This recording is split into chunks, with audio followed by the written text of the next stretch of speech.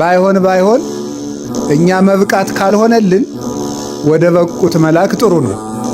እኛ ያቃተንን ነገር የበቁት አሉና ወደ እነሱ መላክና ጻድቁን ብትማጸኗቸው ጥሩ ነው። ወደ ዋናው ትምህርቴ ከመግባቴ በፊት እንደው መልእክት ማስተላልፈው ጻድቁን በደንብ ተማጸኑባቸው።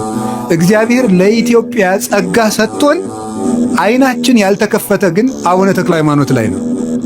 ባለፈው ዓመት መስከረም ላይ የግብፅ ገዳማትን ለማሳለም ሄጄ ነበር። ግብፅና እግዚአብሔር ፈቅዶ እዚያ 2 ግብፃውያን ሴቶች ይከተሉኛል። አረብኛን የሚናገሩት ሌላ ቋንቋ አይችሉም። ያው ሌላ ቋንቋ የሚባለው እንግሊዘኛ ነው። እኔም እየተበዳደርኩ አንዳንድ ቃል እየፈለግኩ ጉድ ሞርኒንግ ምናምን እችላለሁ። እሷን ብላቸው አይሰሙም እና የማይሰሙ ስለሆኑ አረብኛ የሚችል የግብፃዊ ካህን ፈልጌ እስኪ ምኑ ናችሁ ነው በላቸው ስላቸው የኢትዮጵያው ተክለ ሃይማኖት ልጄን ከካንሰር ፈውሰውልኛል። አሁን አንዷ ልጄ ደግሞ ስለታመመች የእሳቸውን ስዕል ይዘህ እንደሆነ እባክህ ስጠኝ ብለው ብዬ ነው አሉ ማለት ነው። በአጋጣሚ እኔ ያልያዝኩም ነበር። የራሴ አንድ አለችኝ ራስ ወዳዱኝ ይችንስ አልሰጥም ብዬ ዝም ብዬ ያዝኩኝ። ከዚያ በኋላ አንድ ከደብረ ሊባኖስ የመጡ አባት ነበሩ። እሳቸው ብዙ ይዘው ኑሮ ሰጡኝ፣ ሰጣዋቸው። እንግዲህ የምልላችሁ ነው የፈለኩት ጻድቁ አባታችን እነሱ ይጠቀሙባቸዋል። ታውቃላችሁ በስማቸው ሴንት ተክለ ሃይማኖት ሆስፒታል ብለው ሆስፒታል በስማቸው ሰይመው ሰርተውላቸዋል። ግብፅ ውስጥ፣ አውስትራሊያ ውስጥ ሲድኒ የሚባል ስቴት ውስጥ የአቡነ ተክለ ሃይማኖት አጽም አለ እያሉ ያስጎበኛሉ ግብፃውያን። ድው ይፈውሱበታል። እንግዲህ አጽማቸው ደብረ ሊባኖስ ነው ያለ ምናምነው። ትንሽ አፈርም ወስደው ሊሆን ይችላል። ይፈውስላቸዋል። ይገርማቸዋል። እግዚአብሔር በቅዱሳኑ ላይ የሚያበራ ብርሃን ነው። ኢየሱስ ክርስቶስ መድኃኒታችን ለስም አጠራሩ ክብር ይግባውና ለቅዱሳን ሐዋርያት እንደገባላቸው ቃል ኪዳን እኔ እስከ ዓለም ፍጻሜ ከእናንተ ጋር ነኝ ስላላቸው በእነሱ የወረደው ብርሃን በእነ አቡነ ተክለ ሃይማኖት ላይ ያበራል እና ቅዱስ ተክለ ሃይማኖት አባታችን ደግሞ ደግ አባት ናቸው። እውነቴንም ነግራችሁ ሰው አይንቁም። ትልልቅ ሰው ብቻ አይደለም፣ እንደው ከትልቅነታቸው በላይ እኔ እንደውም የሚገባኝ ደግነታቸው ነው። ስላዘኑልኝ ስለራሩልኝ ማለት ነው። እንደው ዝንጀሮ ስለሚወዱ ነው እንጂ አሁን እኔን ምን አድርገው ምን ብለው ነው ላለው አንዳንድ ጊዜ ዝንጀሮዎች እንኳን ደብረ ሊባኖስ አዝመራ እየበሉ ሲያስቸግሩ አርዲቱ እነዚህን ዝንጀሮዎች እናጥፋ ሲሏቸው ምንድን ነበር ያሉ አባታችን? አይ ልጆችኛ መጣንባቸው እንጂ እነሱ አልመጡብን። ጫካ እኮ የዝንጀሮ መኖሪያ ነው፣ ተዋቸው እንዳትነኳቸው ነበር ያሉ እና አባታችን እንኳን ለሰው ለዝንጀሮ ያዝናሉ። እኛስ ቢሆን ዘንድሮ ከዝንጀሮ ተሻልን ብላችሁ ነው? እንደው እግዚአብሔር በቸርነቱ ይራራልን እንጂ አያያዛችን እኮ ያወሬ ሥራ ነው። አዲያ በቸርነቱ ግን መማፀኛ የሚሆኑ አባቶቻችንን ሰጥቶናል። የምንድነው በኢየሱስ ክርስቶስ ደም እንደሆነ ልባችን ጠንቅቆ ያውቃል። ቤተ ክርስቲያን የቆመችው የኢየሱስ ክርስቶስ ደም ነው። እነዚህ ቅዱሳን እየወሰዱ ከክርስቶስ የቸርነት ባህር ውስጥ የሚያቀርቡን ናቸው። እዚያ እንድንታጠብ የሚያደርጉን ናቸው። እነዚህ ቅዱሳን እጆቻችንን እየሳቡ መተይ እያሉ እንደነ ፊልጶስ እየሳቡ እጃችንን ከክርስቶስ የሚያደርሱን ክርስቶስ የሰጠን እጆች ናቸው እነዚህ ቅዱሳን። ከዚያ ውስጥ አቡነ ተክለ ሃይማኖት ናቸው እና ተክለ ሃይማኖት ጦም አያሳድሩም፣ ረሃብ አያስርቡም። አይቻለሁ እኔ በእውነት ባይኔ ደብረ ሊባኖስ ሄደን 3 ሰዎች ሆነን ቆይ ተክለ ሃይማኖት ከተክለ ሃይማኖት ግቢ የተኛ ሰው ጦሙን አያድርም ይባላል የሚል አንድ ሰውዬ ተፈታትኖ እንዳበሉት ሰምቼ ነበረ እና እኛም ሄደን ዝም ብለን እንተኛ እስኪ ብለን ዝም ብለን ተኛን። በመኪና ነው የተጓዝነው፣ በፊት ነው ረጅም ሰዓት ተጉዘን ነው የመጣነው። ዝም ብለን ተኛን። የዱሮዋ ግቢ ነበረች። አሁን ጸባቴ ያሰሯት አበምኔቱ ነው። በደንብ አድርገው አሰርተውታል። በእውነት እድሜያቸውን ያርዝምልን። በዚያውም በእውነት ማለት ነው ደብረ ሊባኖስን በደንብ አሳምረው አሁን የያዘውን ቅርጽ እንዲይዝ ያደረጉት እሳቸው ናቸው አውቃለሁ። የፊተኛዋ ግቢ ላይ ነበረች። እዚያች ተኝተናል። ከአዲስ አበባ የመጡ አንድ እናት ትርፍ ስሊፒንግ ባግ ይዘው ነበር ሰጡን። እና እዚያ ተኝተን ሳለን እማናውቀው ሰው እየሮጠ መጣ። 2 ሰዓት ተኩል ወይም እንደዚህ ከምሽቱ ለምንድነው እራት ሳትበሉ የተኛችሁ አለን። እኛ በልተናል አልን። ተጨናንቀናል ደግሞ ምን ጉድ ነው ብለን በልተናል አልበላችሁም ንፍሮ አምጥተው አበሉን። በበነገው ተክለ ሃይማኖት ግቢ ውስጥ ጾም ማደር አይቻልም ብለው መክረውን እኛ ሰው ሄዱ። እኛን ሰውም በበነገውም አይቻቸዋለሁ፣ ሌላ ጊዜም ስሄድ አይቻቸዋለሁ። ሌላችሁ የፈለግኩት ምንድነው የተክለ ሃይማኖት ቤት የሃይማኖት ተክል ናቸው። አባታችን አቡነ ተክለ ሃይማኖት ውሸት አይደለም፣ በሳቸው የተገለጠ ክርስቶስ ነው። 90 ዓመት ሙሉ ራሳቸውን ክደው ለክርስቶስ ነው የኖሩት። 99 ዓመት ቅዱስ ጳውሎስ አሁን እኔ ሙቻለሁ በሕይወት አልኖርም ብሎ እንደተናገረ ራሳቸውን ገድለው ክርስቶስ በሳቸው ሕያው ሆኖ እንዲታይ ያደረጉ ናቸው። በስጋቸው ክርስቶስ ተገልጦበታል በሁለንተናቸው እና የጻድቁ አባታችን ስማቸው በተጠራበት ገድላቸው በተነበበበት አጋንንት እንዳይቀርቡ ክርስቶስ ቃል ገብቶላቸዋል። በሱ ስም ላይ በአቡነ ተክለ ሃይማኖት ስም ላይ የጌታችን ኢየሱስ ክርስቶስ ስም ተዋህዶ ስላለ ወገኖች በየጉራንጉሮው የማታውቁትን ሰው ከመከተል የሚታወቁትን አባት ተከተሉ። እሳቸው ከክርስቶስ ያደርሷቸዋል። እሳቸው ለጨነቀን ነገር ሁሉ ከክርስቶስ ምሕረት አዝለው የሚፋጠኑ ክንፋቸው የማይደክም ኪሩብ ናቸው አቡነ ተክለ ሃይማኖት እና ይሄም ግቢ እኔም አዲስ አበባ ሆኖ ሰው በአካልም ሲያገኘኝ ከአዲስ አበባ የመጣ ሰው ሳገኝ ምን ላድርግ ሲለኝ ደብረ አሚን ተጠመቁ እያልኩ ነው የምሰድ። ብዙ ሰው እውነት ለመናገር ደብሩም ደግሞ የተመሰገነ ደብር ነው። እንደው በወግ ስሰማ ነው ስርዓቱ እንደ ደብረ ሊባኖስ ቅዳሴ ከተገባ በኋላ ግቢው ይዘጋል ሲባል እሰማለሁ። እውነት ይሁን ቆይ ጸባቴ ይነግሩናል። እንግዲህ አልጠየኳቸውም ደግሞ አላደርሰኝ ብሎ ደብሩ ክርክም ነው፣ የተሸከፈ ነው። ውሎ ቅዳሴ ይቀደስበታል። ካህናቱ ሊቃውንቱ የታሹ የተከረከሙ ናቸው። ሰንበት ተማሪዎቹ ሁሉ የዚህ ሁካታ ሆይሆይታ የማያበዙ መምህራንን ጥሩ መምህራንን እንዲያስተምሩ የተዝረከረከ ሰው ወይም ኦርቶዶክስ ሃይማኖት አስተምህሮ ውጭ የሆነ ሰው በዚህ እንዳይቆም ለዕቅበተ እምነት የሚተጉ ሰንበት ተማሪዎች ያሉበት ክርክም ደብር ነው። ጸበሉ በጣም ፈዋሽ ነው። እዚህ በመገኘቴ እኔ እግዚአብሔር ምሕረት እንደሚሰጠኝ አምናለሁ። ለሁላችንም እግዚአብሔር ምሕረቱን ያድለን፣ ይቅርታውን ይስጠን። የጻድቁ ተክለ ሃይማኖት በረከትና ረድኤት ሁላችን ጋር ይሁን። ይችን ብዬ እሺ፣ አሁን ወደ ዕለቱ ትምህርት አጭር የወንጌል ቃል ወስደን እንማማራለን። ብዙ አንድ ነገር እንድናገር ፍቀዱልኝ። በዛው ወደ ትምህርቱ ሳልገባ ባይታዊ አባ ኪዳነ ማርያምንም እስቲ እግዚአብሔር በእድሜ ያቆይልን በሉ። እኛ ሳንወለድ ሁሉ ሲሰብኩ ነበር እሳቸው። እኛ ሳንወለድ እናት አባቶቻችን ሁሉ ሳይጋቡ ሊሆን ይችላል እያስተማሩ ነበር። ኢትዮጵያ ውስጥ እያስተማሩ ነበር፣ እያስተማሩ አሉ።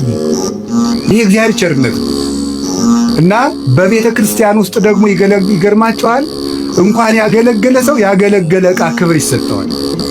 አሁን የተሰበረ ጽዋ ዝም ብሎ አይጣልም፣ ተከብሮ ነው በዕቃ ቤት የሚቀመጠው። ማይጠንቱ ቢሰበር የተቀደደ ጥላ እንደው ትንሽ እንደው የዋህ ቄስ ዝም ብሎ መጽሐፍ ካልሰፋበት በስተቀር ዕቃ ቤት ነው የሚቀመጠው፣ ዝም ብሎ አይጣልም። የተቀደደ ጥላ እንኳን ሳይቀር እግዚአብሔር ቤት ያለ ዕቃ በክብር ነው የሚቀመጥ። እንግዲህ ያገለገለ ዕቃ ክብር ካለው ያገለገለ አባትማ እንዴት ክብር የለውም? 40 ዓመት 50 ዓመት በላይ ኢትዮጵያን አገልግለዋል። ዙረው ደከመኝ ሳይሉ በዱር በገጠር የኮዳዋ ብቻ ቋጥረው እየዞሩ ማለት እንግዲህ እሳቸው የሚጠብቁት ሞታቸውን ለእኛ ይጸለይልናል። ገና ነው ጉዟችን፣ አቀበቱ ብዙ ነውና መጨረሻችንን እንዲያሳምረው እግዚአብሔር እንደነሳቸው ያለ ደግሞ አባት አይንሳን በሉ። አንድ ጊዜ ሁላችሁንም እንደው እስከ ዛሬ እድሜያቸውን በሙሉ ላስተማሩት እስኪ አንድ ጊዜ ቃለ ሕይወትን ያሰማልን በሏቸው። ድገሙ። አዎ፣ ስለዚህ ቅድም ጸባቴ እንደነገሩን ግሩም የሆነ የሚያበራ ገዳም መስርተዋል። ስርዓቱ የተጠነቀቀ በልማቱ ደክሞ ምዕመናንን የሚያስተዳድር ለድሆች ሁሉ የሚደርስ ገዳም መስርተዋል። እየተስፋፋ ነው። አሁንም እንግዲህ ገዳሙንም በረድኤት ያጽናል። በቃ ይሄንን ካልኩኝ ወደ ትምህርታችን እንሄዳለን። የእግዚአብሔር ልጆች በሚል ርዕስ ነው ለአጭር ደቂቃ የምንማማረው። እስኪ በሉ ድገሙ፣ እንድገም። እሺ፣ የማቴዎስ ወንጌል ምዕራፍ 5 ቁጥር 9 ላይ የምናገኘው ቃል ብፁዓን ገባርያነ ሰላም እስመ እሙንቱ ውሉደ እግዚአብሔር ይሰመዩ የሚለው ነው። የእግዚአብሔር ልጆች እርቅን የሚያደርጉ ሰዎች ንዑዳን ክቡራን ናቸው፣ እነርሱ የእግዚአብሔር ልጆች ናቸውና ይባላሉና ብሎ ጌታ ራሱ በምድር ተገልጦ ሲያስተምር የተናገረው ነው። አሁን እኔ ዛሬ የምነግራችሁ እዚህ የተሰበሰብነው የእግዚአብሔር ልጆች ስለሆንን ነው። የምናስቀድሰው የእግዚአብሔር ልጅ ለመሆን ነው። ንስሐ የምንገባው የእግዚአብሔር ልጅ ከመሆን እንዳንነጠል ነው። የምንጾመው የእግዚአብሔር ልጆች ለመሆን ነው። የምንመጸውተው የእግዚአብሔር ልጆች ለመሆን። በአጠቃላይ የክርስትና የመጽሐፍ ቅዱስ መጨረሻው ምንድን ነው ሲባል ማዕከሉ ሰዎችን የእግዚአብሔር ልጅ ማድረግ። እዚህ የተሰበሰብንበት ዓላማ የእግዚአብሔር ልጅ ለመሆን። ሰው ቅዳሴ የሚማረው የእግዚአብሔር ልጅ ለመሆን ነው። ሰው የቅኔ መምህር የሚሆነው የእግዚአብሔር ልጅ ለመሆን። ሰው የድጓ መምህር፣ የዝማሬ መምህር፣ የመጽሐፍ መምህር የሚሆነው የእግዚአብሔር ልጅ ለመሆን። ሰው በተክሊል የሚያገባው የእግዚአብሔር ልጅ ለመሆን። ሰው የሚመነኩሰው የእግዚአብሔር ልጅ ለመሆን። ሰው ጳጳስ የሚሆነው ለሊደርሽፕ አይደለም፣ የእግዚአብሔር ልጅ ለመሆን። ማንም ሰው የእግዚአብሔር ልጅ ነው። የእግዚአብሔር ልጅ ለመሆን ነው እዚህ የተሰበሰበው። የምንኖርበት ዓላማ የእግዚአብሔር ልጅ ለመሆን። አንዳንድ ጊዜ መንገዱን መዳረሻውን ካላወቁ መንገዱን ይስቱታል አይደለም? የእግዚአብሔር ልጅ ለመሆን እንደምንኖር ካልገባን መንገዳችን ምን እንደምናደርግ አይገባንም ማለት ነው። የእግዚአብሔር ልጅ መሆን ማለት እሱን መምሰል ማለት ነው። አርአያውን አምሳሉን መፍቀር መምሰል። በነገራችን ላይ ኃጢአት ማለት ምን ማለት መሰላችሁ? ኃጢአት በዕብራይስጥ ቋንቋ ካታህ ይባላል። ካታህ ማለት ቱሚስ ዘጎል ማለት ምን ማለት ነው? ነጥቧን መሳት ማለት ነው። ዓላማን መሳት ወይም ደግሞ መመታት የነበረውን ዓላማ መሳት ማለት ነው። ኃጢአት ማለት እንደሱ ነው። ዓላማን መሳት ማለት ምን ማለት ነው? ሰው የተፈጠረው እግዚአብሔርን ለመምሰል ነው። ስለዚህ ሲበድል ዓላማውን ሳተ ይባላል። ዓላማውን ሳተ። ኃጢአት ማለት ይሄ ነው ፍቺው። ኃጢአት እግዚአብሔርን ከመምሰል መሳት ማለት ነው። ዓላማን መሳት ማለት ጎልን ማሳካት ወይም ደግሞ ቱሚት ዘማርክ ይባላል። እሷን የተሰመረችልን መስመር ነጥቧን መሳት ማለት ነው። ሄደ ሳትነካት መቅረት ማለት ነው። ስለዚህ ኃጢአት ማለት እንደ ተፈጠርክበት ዓላማ ሳትኖር መቅረት ማለት ነው። እሱ ነው ኃጢአት ማለት። ጽድቅ ማለት ደግሞ እግዚአብሔርን መምሰል ማለት ነው። በኦርቶዶክስ ተዋህዶ አስተምሮ መዳን ማለት ከቅጣት ማምለጥ ማለት አይደለም። መዳን ማለት ከእግዚአብሔር ጋር መኖር ማለት ነው። ኦርቶዶክሳዊት አስተምሮ ከዌስተርን ቴዎሎጂ ከሚባለው የሚለየው በዚህ ነው። የኛ የኦርቶዶክስ ተዋህዶ አስተምህሯችን መዳን ምንድን ነው ተብላችሁ ተጠየቁ። በኦርቶዶክስ መዳን ማለት ከእግዚአብሔር ጋር መኖር ማለት ነው። እግዚአብሔርን መምሰል። የቴዎሎጂ መምህራን ቲኦሲስ የሚሉት ነው። የግሪክ ቃል ነው። ቲኦሲስ ማለት እግዚአብሔርን መምሰል ማለት ነው። እግዚአብሔርን መምሰል ሱታፊ አምላክ ይባላል ሲተረጎም። ለሱ ነው የተፈጠርነው። ስለዚህ ለምንድን ነው የምውለው ብትሉ እግዚአብሔርን ለመምሰል። ለምንድን ነው የምናድረው? እግዚአብሔርን ለመምሰል። ባልና ሚስት በተክሊል ባይጋቡ ምን አለ? እግዚአብሔርን ስለማያስመስላቸው። ሳይቆርቡ ቢጋቡ ምን አለ? እግዚአብሔርን ስለማያስመስላቸው። ቢፋቱ ምን ችግር አለ? እግዚአብሔርን ስለማይመስሉ። የምንሰራው ስራ ሁሉ እግዚአብሔርን ለመምሰል ነው። ይገርማቸዋል። የተፈጠርንበት ዓላማ የእግዚአብሔር ልጅ ለመሆን እሱ ነው የምናደርገው። አሁን እንዳልኳችሁ ለምሳሌ ጋብቻን ስትወስዱ ጋብቻ ምንድን ነው ተብለው ሲጠየቁ the dwelling of Jesus Christ through marriage ይላሉ የቴዎሎጂ ሊቃውንት። ኦርቶዶክሳዊ ጋብቻ ማለት የኢየሱስ ክርስቶስ በጋብቻ ውስጥ መኖር ነው ይላል። በጋብቻ ውስጥ መኖር ሁለት ጾታዎች አንድ ላይ ስለኖሩ ሶሻል ኮንትራት ይባላል እንጂ ጋብቻ ይባላል። ኦርቶዶክሳዊ ጋብቻ የሚባለው ምንድነው? ክርስቶስ በዚያ ውስጥ ሲኖር ማለት ነው። ስለዚህ ክርስቶስ የሌለበት ነገር ሁሉ፣ እግዚአብሔርን የማንመስልበት ነገር ሁሉ ፍሬ ነው። እዚህ የቆምነው እግዚአብሔር ክርስቲያን የሆነው ተቋም ውስጥ ለመሳተፍ አይደለም፣ እግዚአብሔርን ለመምሰል። እግዚአብሔርን ለመምሰል እኛ ሰይጣንን ሩጠን ለማምለጥ አይደለም ክርስቲያን የሆነው፣ እግዚአብሔርን ለመምሰል።